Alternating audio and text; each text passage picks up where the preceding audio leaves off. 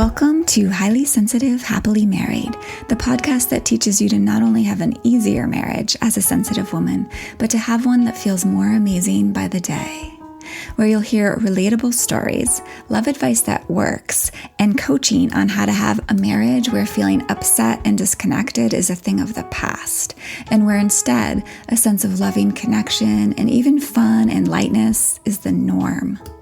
I'm Hannah Brooks, highly sensitive person, love expert, and marriage coach, and I'm so happy to be on this journey with you. Hello and welcome. So happy to be here with you today, and thank you so much for listening. If you haven't yet subscribed, I highly encourage it. It's always great to not have to remember to go check out the newest episode of one of your favorite new podcasts, but to just get those notifications and have it right there on your phone. All right. Today, we are going to talk about emotions because as highly sensitive people, we have a lot of them, right? And we feel them deeply. So let's understand them. Like where they come from, what they're really about, what's really going on here with these things called feelings that have so much power in our lives. It's really like what I want to share today is it's really where like emotional power comes from, where so much of our power in our lives and the influence that we do have over our experience of our lives and our love lives, our marriages, it really comes down to what I'm going to share with you today. So perk those ears up and listen. So I'll just say it right off the bat. Emotions are things that we create with our thinking. Emotions come from our thoughts. They don't just happen to us randomly, or because of things other people do or say. We think that other people make us feel certain ways, right? Because, that's even the language we use. They made me feel this way, right? Sarah made me feel this way when she said that thing, right? That's what we're taught, right? And so, of course, we think that other people make us feel how we feel. And no one else ever knew to slow you down to show you that that's not actually how it works, right? Mostly because no one ever thought to do that for you because no one in your life really even knew this. So our feelings come from our thoughts. And I want to make sure I include in this definition of thoughts so that you understand, not just like the sentences that go through our mind that we can kind of hear as words, right? But like all the stuff, all the unconscious stuff, all the like deeper things that we might even think are facts, right? That feel like the truth to us, but that are actually just beliefs we've developed throughout life. Now, I'd like to sort of put a little caveat on this, that it's maybe not 100% of the time that this is true. I would love to invite you to try on the idea that it's always true, because it's very empowering when you get this. But let's like leave a little wiggle room, and I'll explain why in a minute. But let's say the very majority of the time this is true, that feelings come from our thoughts. Now, the exceptions, I just want to name a few of them. The exceptions, of course, are like when someone jumps out in front of you, like my 12-year-old, boos me. He does that sometimes. He hides behind the stairs when I'm walking up the stairs and he jumps out. And oh man, I think you probably, as a highly sensitive person, might know, we tend to be a little bit more, we have a really strong startle response. That is a different thing going on. That's not the feeling of being startled and afraid like that. That's not coming from your thought. That actually bypasses the sort of thinking part of your brain. Okay. So that's one exception. Another exception is if there's a hormonal imbalance, more like if there's a thyroid issue, right? Or other things that are interfering with some of the chemical stuff going on that are actually health issues. And that can include things like low blood sugar or PMS. But even depression, now I'm not going to say all of it, but even depression is oftentimes because of the patterns of thinking that we have, right? It actually changes our brain chemistry. Now, there are exceptions to that too. There are times when there are things going on biochemically that come first and that create those feelings. Okay. But not to get too complicated or deep into this. A couple other fun, the kind of interesting, I think that was really fascinating for me to learn. A couple other things that can actually trigger like a fight or flight feeling that do not come from our thinking, do not come from our thoughts or our unconscious thoughts are these. Apparently, when we humans see a very blank face, like not a mean face or a happy face, but a very flat expression, like flat affect, right? It's actually very triggering. And this is like, it goes in the sort of just the primal part of us and creates a feeling of lack of safety, right? Or maybe we'd call that fear. Another thing that does this is deep voices. Now, I haven't really truly experienced this, but apparently it's a true thing for mammals. That mammals, when they hear deep, deep sounds, like a deep male voice, it can actually be very triggering and create very unsafe feelings. Because like our predators, way back before we were even like humans, right, were always deep voiced, low sounding things. That makes sense. So these things, blank faces, deep voices, I'm sure there's a few other things like that, hit at us at a level it's like wired into our species and it's below sort of that conscious thought. So those don't really apply here. Those things do make us feel a certain way. So those are some of the exceptions to the rule. Most of our feelings come from our thoughts. And I know at first I was like, oh, what? Are you crazy? But I've become completely sold on this, and I want to help you understand this too, because it's one of the best pieces of news I've ever heard when I finally understood what this means and how this happens. So I know that I have said our thoughts create our feelings before, but I really wanted to slow down today and focus on this so you can really see this, because I'll probably mention it here and there for a while. Plus, it's incredibly liberating to deeply understand this. So here are a few brief examples. This is an example, actually a personal example. So I had a boyfriend who was very polite. Like he was really into opening doors for me. I was raised in a family where that just wasn't a thing, right? Like old-fashioned gentlemanly stuff. And when he started doing that, my original response, or the thought that I would have, I wasn't 100% aware of what the thought was in the moment, but upon reflection, this was definitely the thought. I don't need him to open the door for me. Doesn't he know I'm totally capable? Right? A thought like that led me to feeling offended. Not that I expressed that with him. I was kind of timid back then. But the point is, doesn't he know I'm totally capable? Created a feeling of feeling offended, right? So in the same circumstance where he's opening the door, I could have the thought, he's so caring and thoughtful to me. And if I had that thought, I would feel valued, right? Or I could have the thought, isn't that nice of him? Totally reasonable thought, right, to have.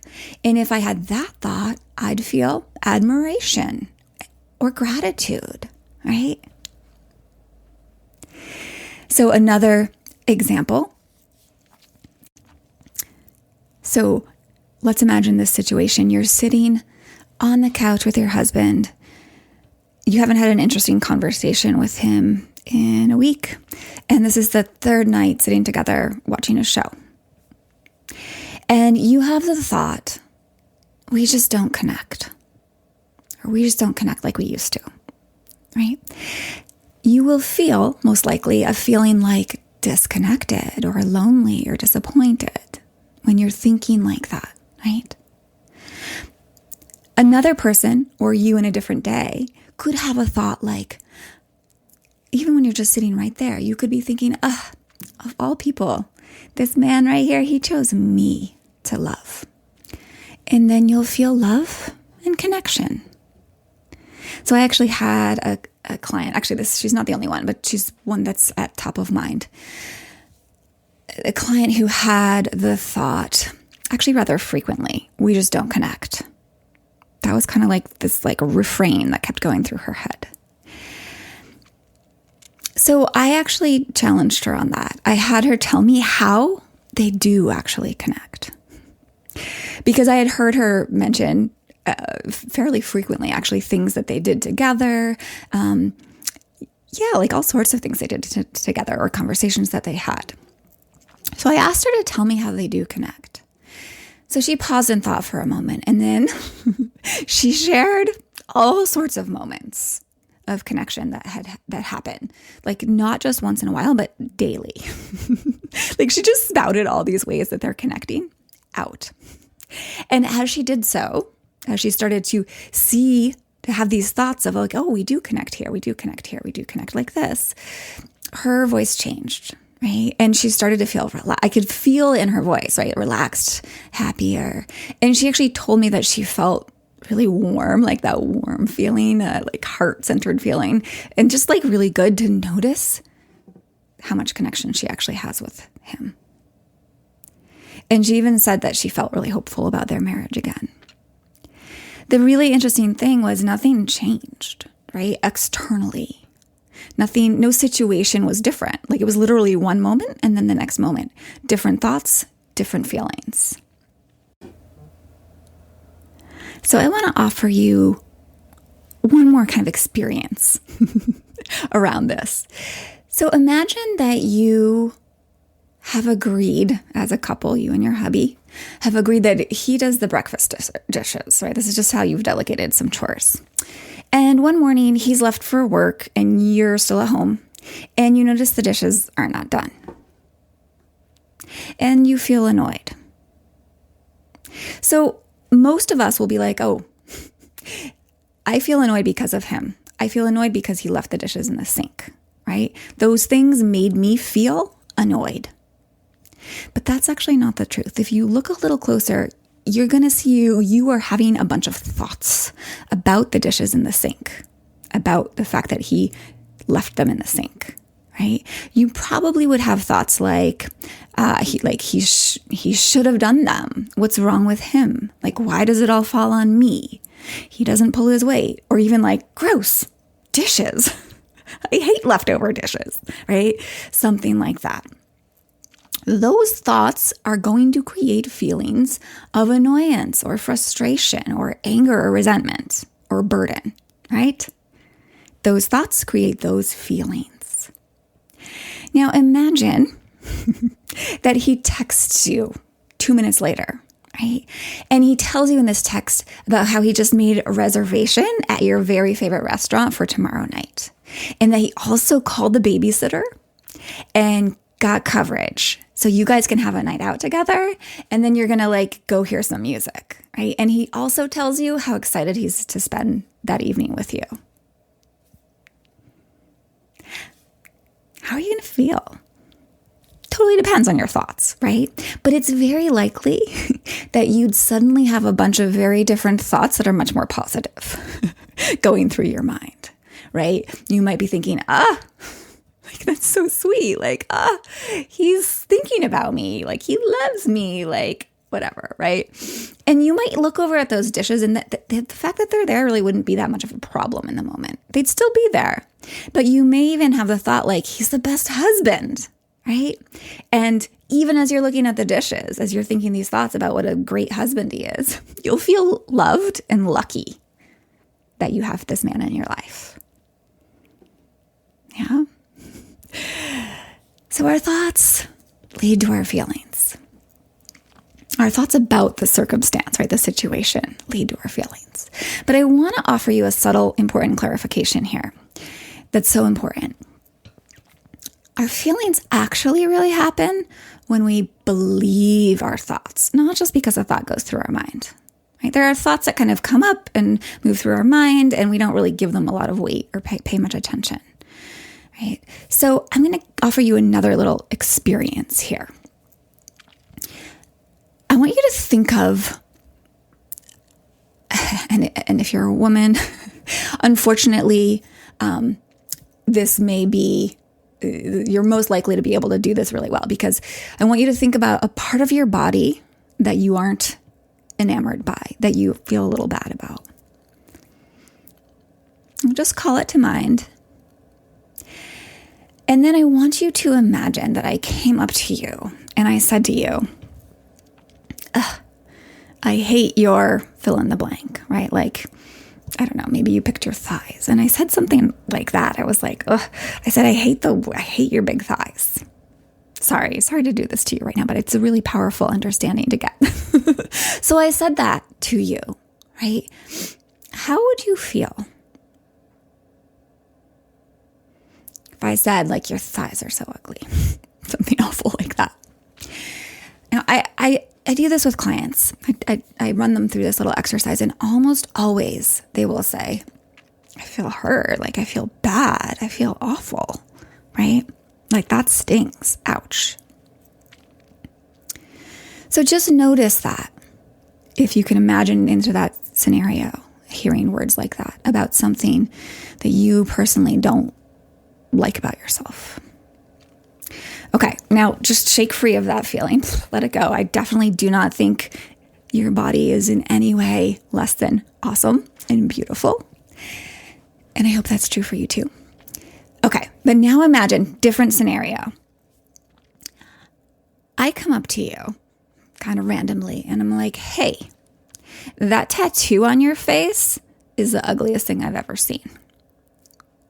You look awful with it on your face. How would you feel then? You'd probably think I was kind of crazy. And you'd probably just be like, what the heck? You might be confused or just weirded out by me, but you would not feel hurt, right?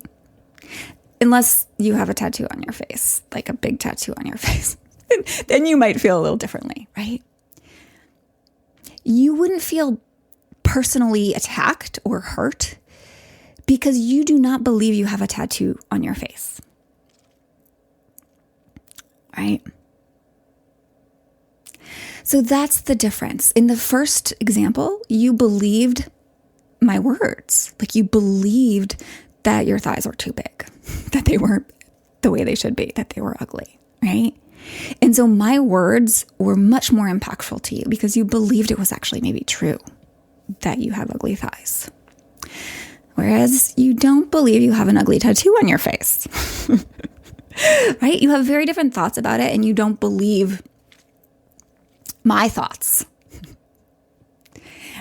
So that's really important to see that it's what we believe. It's the thoughts that we believe that create the feelings, right? So I just wanted you to see that because it's so empowering to be able to see, for one, it's our own thoughts that create our feelings. And so much of our pain comes from our thinking, right? Particularly when we're believing the thoughts that go through our mind, right? And like I talked about in, I keep referring back to this episode. It's totally an important foundational episode. So if you haven't heard it yet, go back to it. Episode 6, like the two brains. I forget exactly what it's called now. Like when we're believing all those lizard brain fear-based thoughts that tend to go through the human brain, we create a lot of negative emotion, right? So that's just really important to see. When we can see that we are creating that because of the way we're thinking, we actually also get a glimpse into being able to possibly uncreate it, right? We start to see how that we have the power to guide and steer and create our feelings. So I always love empowering people to take responsibility in their relationship, to take responsibility for their experience that they're having in their relationship, to take responsibility for the feelings they're having. right? Self-responsibility is so essential for a relationship that thrives and grows. So important for one that lasts. And what I've been sharing today, this is why we can take so much responsibility for our experience. Because your experience, your emotional experience, was never under anyone's control but your own. Your emotional well-being, your happiness, your sense of security, your sense of being like valuable and worthy and lovable and loved, it isn't dependent on others. It's dependent on your own thoughts and beliefs, which you can learn to be totally in charge of. No one is like feeding you your beliefs. Now, I will pause there for a moment and say, actually, you've been fed all sorts of beliefs that you've picked up on. Like, you've picked up so many beliefs from the world around you. And of course, those are beliefs you might still have. And those beliefs are shaping your feelings. They are creating the feelings that you have. Right? But no one's making you believe those beliefs. Right? Like, once you start to see that they're there, you can decide if you want to believe them or not. Right? So it is the way that your brain and your nervous system have been molded, the way your mind sees and interprets things. Like, if you listen to the last episode, I talk a lot about how our brains interpret things and what we make things mean. So it's the way that we make things mean, what we make things mean, right? And what our brains believe, that is the source of your feelings, right? Not your husband. Now, I know this is a radical kind of thing to hear and take in, and this doesn't mean you always have to generate your own feelings all the time, and he should never do anything to create a great relationship with you. That's totally not what I'm saying, so don't spin it that way. I am saying, like, you have so much power here over how you feel, and that's such good news. We shape our own emotional experiences so deeply and so powerfully. We have so much power, right? And it's so amazing to be able to take responsibility for our feelings instead of making other people be responsible for our feelings. It removes a lot of the need and the demand and so much of the power struggles that happen in relationships. So if our emotions are caused by our thoughts are so very powerful. And by discovering what we're thinking and believing, by really seeing that, we can start to gain back so much control, so much influence over how we're feeling. We can soften our feelings. We can soothe our feelings. We can create the feelings we want, right? The ones that serve our marriages, like more love, like more connection, like more appreciation. Right? And we can have a whole lot less of the ones that don't serve our marriage and just feel crappy, right? It's especially important to root out those ones, like the beliefs and thoughts that are creating pain and suffering where there doesn't need to be any. So important to be able to root those out.